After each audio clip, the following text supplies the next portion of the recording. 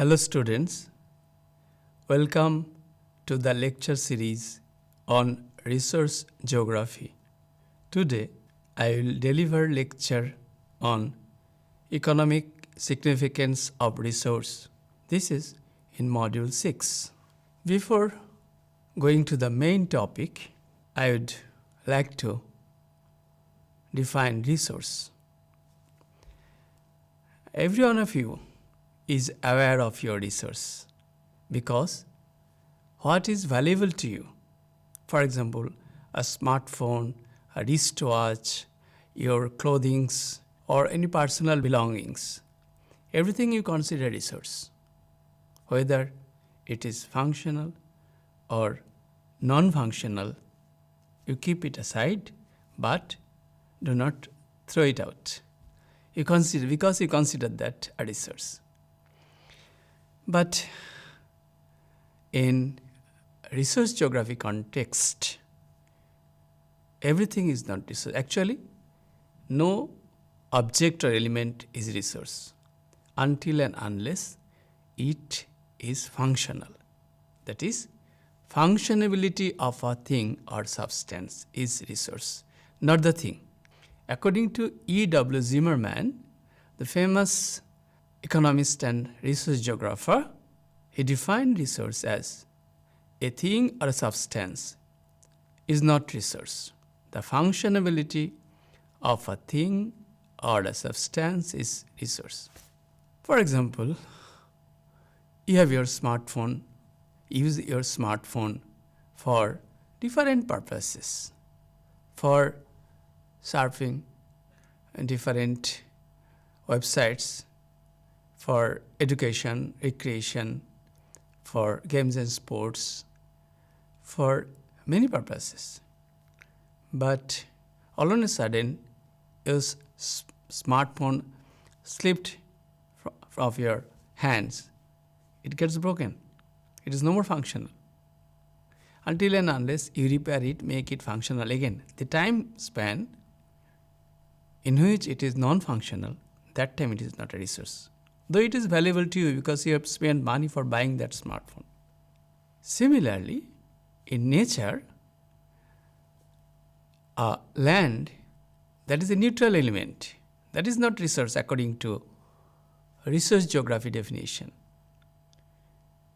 When man puts his labor, the farmer puts his labor, puts his knowledge and machinery to plow that land, to produce crops, that land becomes functional because it is producing crops, fulfilling your requirement of food, fulfilling requirement of raw materials for industries, etc., etc. So I think you have understood what is resource. In my previous lecture also, I have discussed regarding resource issues. But to this context also, I have to make it clear what is resource because some of you have just logged in to this lecture before the previous lecture. So I am defining resource again. Now the main topic is economic significance of resource. Natural resource is the backbone of economy of any nation. Natural resource is the backbone of any nation's economy.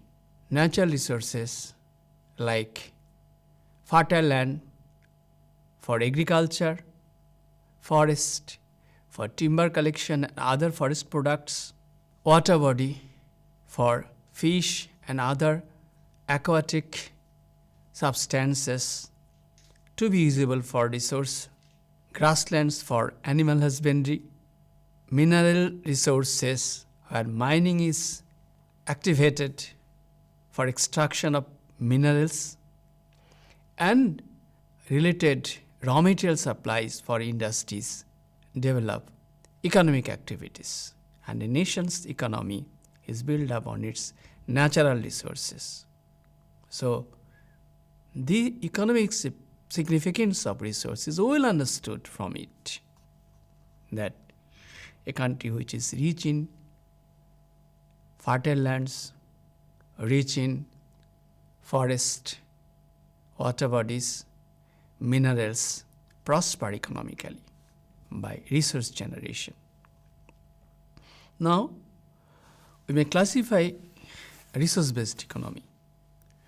Rural resource-based economy, that is, you well understand that rural resource-based economy means resources available in rural areas. For example, cultivable lands, for example, forests, wetlands. These are all mostly rural locations and resource activities developed in rural areas based on fertile lands for crop production, water bodies for fish catching, forest for timber and producing other resource products. Number 2, natural resource-based urban industrial economy. First we saw rural resource-based economy. Now we will discuss natural resource-based urban industrial economy. You produce raw materials in the rural areas. You send that raw material to the urban industrial areas directly for direct use or for use through industries. For example, you grow vegetables, send it to the market, urban markets, and there is business with that product, and you send raw materials, for example, sugarcane, for example, cotton, jute, etc., to the industrial plants. There it is manufactured for clothing, for sugar, and for other agro-based industrial products. Then urban industrial economy develops because urbanization often surrounds industrial locations, because industrialization requires transport development, labor force. So there is growth of settlement. With the growth of transportation system, with the growth of job opportunities based on that industry, business flourish, transportation follows all the resource areas, and industries develop, settlement is attracted, and population creates demand, population supplies labor.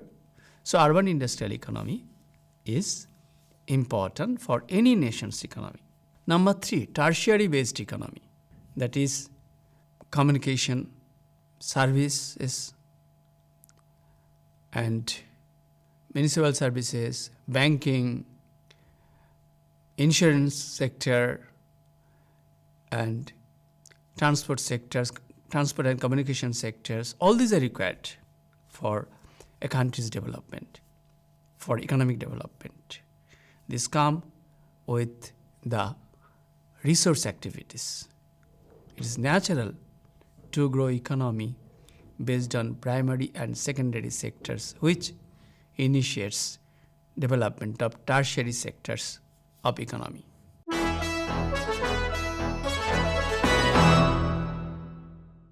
Impact of what? Impact of natural resources available for use. These natural resources, I said earlier, water bodies, forests, soils, minerals, these form the foundation of economic activities. These valuable sources develop primary activities, secondary activities, and tertiary economic activities. All this leads to economic development and cause industrial growth and economic development. Natural resource availability influence growth of economy based on these natural resources. Maybe it is agricultural economy, maybe it is mining economy, maybe it is industrial economy. So industrial growth leads to development. Industrial activities and economic development go hand in hand. Job markets are created, business profitability increases, and that contributes to national income. Land and soil, forest, fishery, minerals and power, water resources are utilized. Why? Because of income generation. But that is not the sole purpose. The purpose is to cater needs of population the government is always eager to develop its economy by utilizing the country's natural resources, because that generate jobs, that generate income, and that also generate foreign exchange earnings by export. The surplus product is exported, foreign exchange is earned, that foreign exchange is utilized for countries' further development. Maybe agricultural, advanced agriculture, maybe industrial, maybe technology input, maybe for social welfare. So this is important to generate resources from countries' own natural water bodies, natural forests, nations' mineral resources, but to make it sure that it does not harm the environment.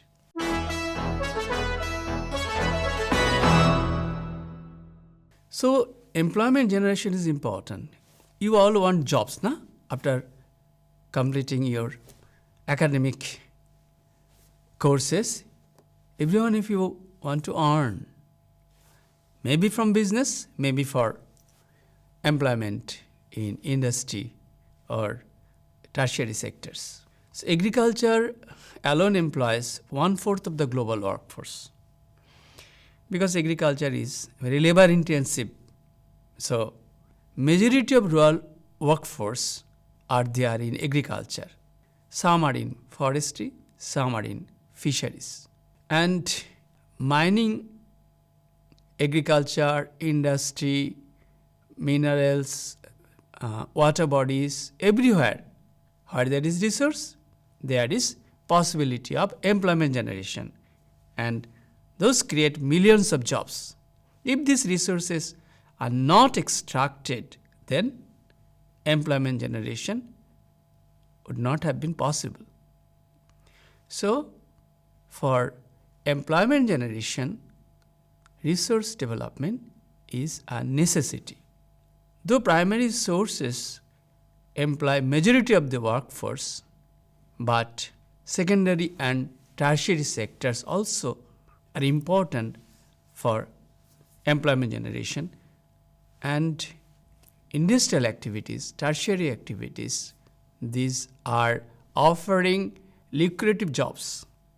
So you get qualified, you get training, apprenticeship for that job. If employment generation was not there, then unemployment problem would exist among the young generation, and that often causes unrest. So, for the sake of peace and harmony, every government is trying to generate employment, and also not for just peace and harmony, but of course for economic growth and development. The more the economic growth and development, the more the country's standard of living of population would increase.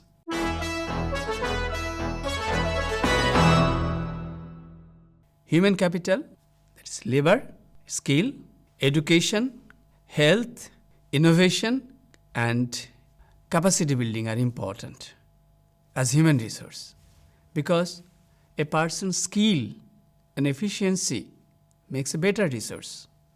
A person's education and training help to create quality resource. A person's health, good health, labor having good health can work more. So health is also an important aspect. There should be hospital facilities, there should be nutritional requirements, so that nutritional requirements are met. These are to be considered for any welfare nation. Technological progress is very important. The more a country or region is technologically advanced, the more efficiently it produces resource. So economic significance of research lies on its technological progress, because that improves production efficiency, enhance competitiveness, because this world is very competitive. Competition in research generation, competition in quality product, competition in business market, competition in export. Technological progress help to great extent to compete in every field of activity, every field of economy, business, and others. Capital resources and economic expansion. What are capital resources? Developed infrastructure, improved tools, and capital investment. These are all capital resources that enables large-scale production and efficient distribution. If infrastructure is developed, if tools and technology are readily available, and if there is enough capital to invest in infrastructure development, transport development, industrial development, a nation's economy is bound to flourish, and many problems will be solved if economy is flourished and the distribution of income is well balanced. So that is important. So the economy, the income is just within a few hands, and the rest of the population is deprived of it. So that is not the policy of a welfare state. The income should be distributed among its citizens, keeping balance. Though some people may be rich, some may be poor, but the gap would not be too much, so that poor remain poor and rich becomes richer. That is not good for a country's economy and well-being, of course. Infrastructural development is repeatedly said because transport communication network, electrification systems, industrial infrastructure reduce costs, transportation cost, establishment cost, and these all attract investment. If infrastructure is developed in a region and other region is not infrastructure developed, then a business, an industry would try to be located where there is good infrastructure, because an industry, a business always wants to gain from that location. So infrastructural development is necessary that attracts investment, expand business, and integrate markets. If communication transport is there with different markets, different consumption centers, product can reach the consumers near and far, domestic and abroad, then resource development will be very, very easy to flourish.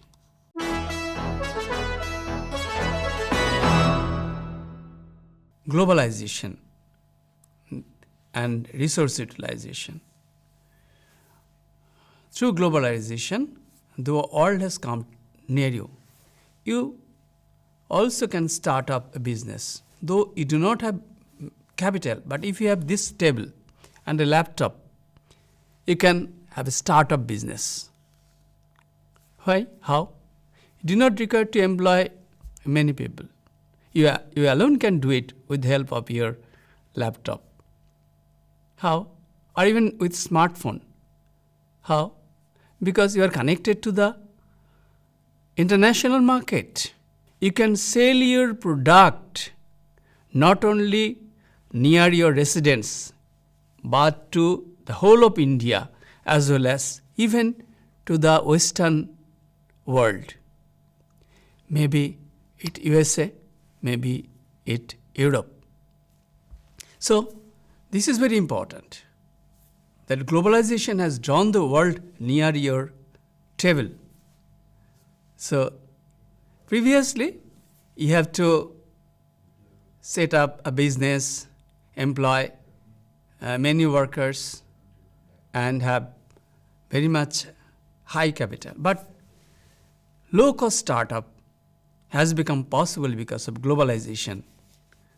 A small entrepreneur from a cottage-based industry in a rural area can sell his market to the consumers the world over, and that is because of globalization. For globalization, you can import technology, you can attract foreign investment, FDI, foreign direct investment. So you can buy products, buy technology, buy services from other countries. So the world has become nearer through globalization, and resource utilization has found a bigger market for its products. So improvement in this sector is possible because of globalization, though there are some pros and cons of globalization. The pros are with small capital, you can reach a wider market. Previously, a shopkeeper could sell its product to the local people near his residence, but not the same shopkeeper. If he goes online, he can sell his product anywhere, near and far. So if you just surf your smartphone, you would see that so many small startups have grown and flourished in this way. So it is for you to decide whether to accept globalization, take the facilities of globalization, or confine yourself within a small territory. That is up to you. I think you go for the previous one, that is globalization.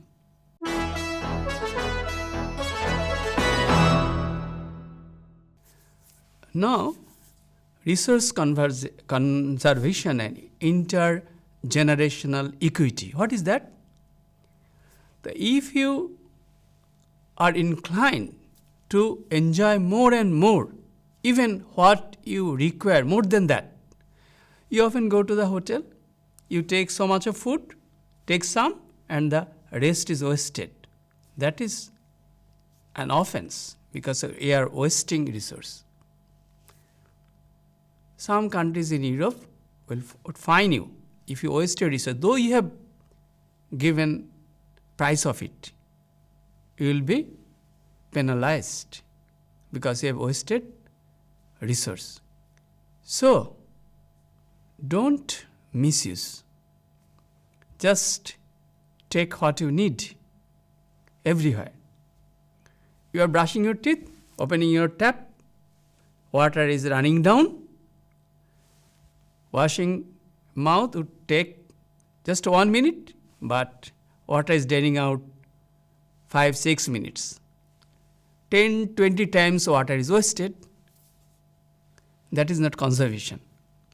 Conservation, just use that much of water, only what is required for you, for bathing, for mouthwash, everything. You cut down 100 trees, but you require 10 trees. Yes, there are some unfair utilization. The contractor is given to cut down only mature trees, say for about 100 mature trees. But what is happening? Mature, immature, all trees are cut down by the machinery. It is mechanized with the mechanized way of involving cutting and felling of trees would cause deforestation. That is not conservation. Filling up wetlands, that is not conservation, because environmental balance will be disturbed. Rainwater harvesting is an important tool for capturing rainwater and using it for irrigation, avoiding pumping out groundwater.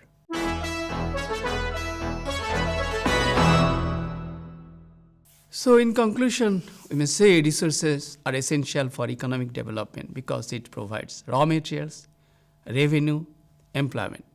Real economic significance depends on how effectively they are managed with sound plans and policies, investment in human capital, and sustainable practices, resources can serve as engines of economic growth and well-being.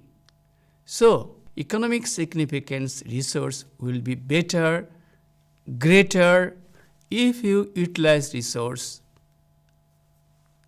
considering that environmental conservation is maintained so that resource is not wasted, resource is used rationally, resource is used effectively, efficiently, so that you and your future generations will share that particular natural resource, because most natural resources except air, water, sunshine are either found or renewable. Unscientific use of renewable resources, indiscriminate use of forest cutting and fish stocks would cause harm to the environment, and renewable resources will not be so much of renewable, because if you can destroy forest within hours, but the growth of forest would take years together, 10, 20, 30 years. So, always keep in mind that economic significance of resource will be maintained if you utilize resource and at the same time help in conservation practices. Thank you, students. Hope you have understood.